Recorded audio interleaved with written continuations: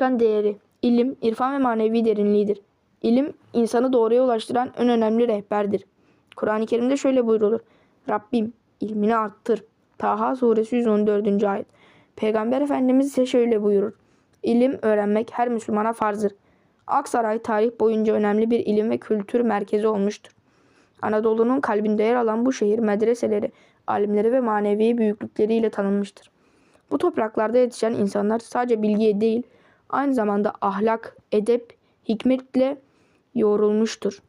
İlim burada sadece öğrenilen bir şey değil, yaşanan bir değer olmuştur.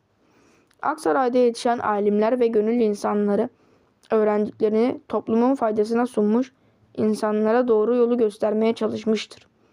Bu da bilginin sadece öğrenmek değil, aynı zamanda faydalı şekilde kullanmak olduğunu göstermiştir. İşte bu yüzden Aksaray'ın değeri ilim, irfan ve öğrenme sevgisidir.